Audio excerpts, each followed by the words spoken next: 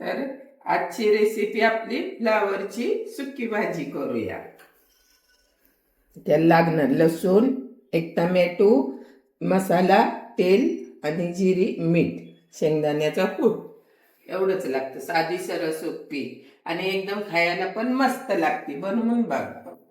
चला आता आपण गॅस चालू करून घेऊ. कढई ठेवून घेतलेली. तर आता आपण यात तेल पहिलं टाकू करत.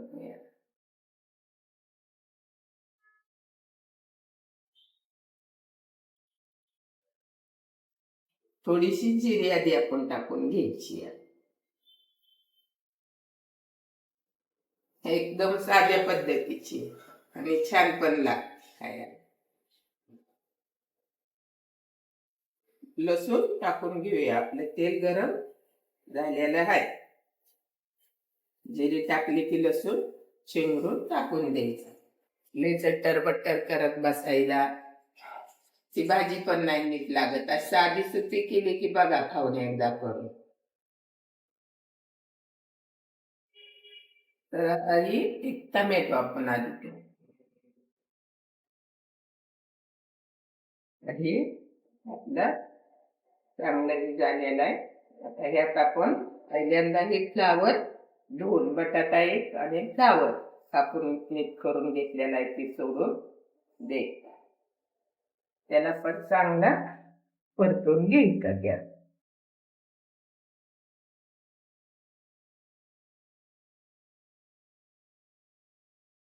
तर आता हे चांगलं त्यात मिक्स करून घ्यायचं. थोडं मीठ टाकून घेऊया. लगेच मऊ होतं. त्याला शिजवायची गरज पडत नाही. मीठ टाकलं की लगेचच कोणती भाजी असू दे लगेच मऊ होतं. आता हे हलवून घेतलेला आहे एकदम मस्त झालेला आहे. याला 5 मिनिट आपण झाकून ठेवूया.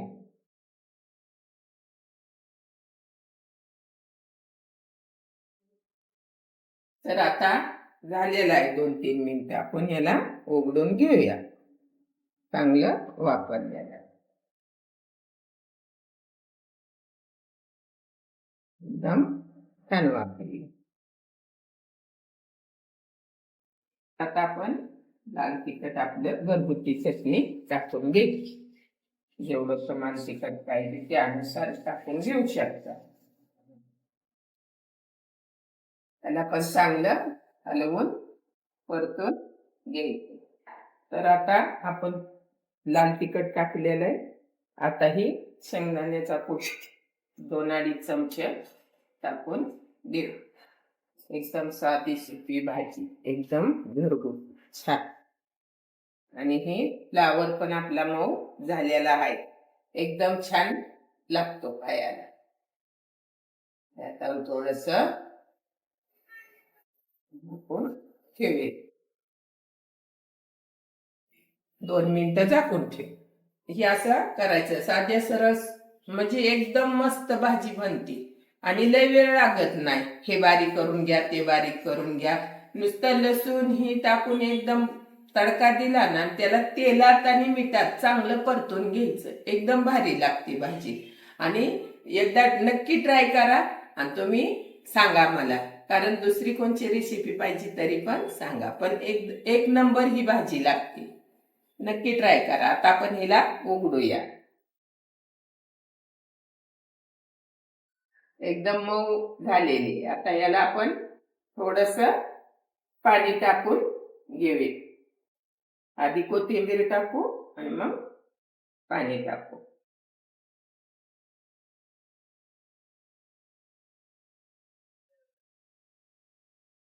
तर आता आपण थोडस पाण्याचा शिंतोडा द्यायचा.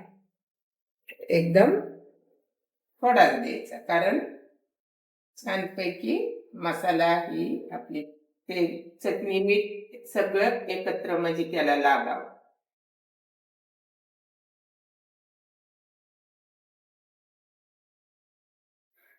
आता झालेले 2 मिनिटं आपण झाकून ठेवूया. 2 मिनिटं होऊन देऊया. आपली भाजी तयार आहे.